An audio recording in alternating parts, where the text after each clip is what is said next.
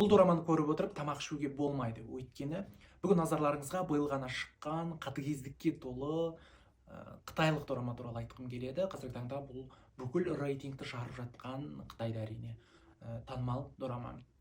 Бұл маньяктар туралы туынды. Полицейлер бір жас қыздың денесін көреді, оның өліп қалған, әрине, оның денесі бөлшектеп жатыр екен. Содан кейін полицейлер осы істі тергеп бастайды. Кейін бұл бір банда екенін біледі. Полицейлердің бірі кездейсоқ бір қылмыскерді кездестіріп қалады, алайда уақыт өте келе оны жоғалтып алады.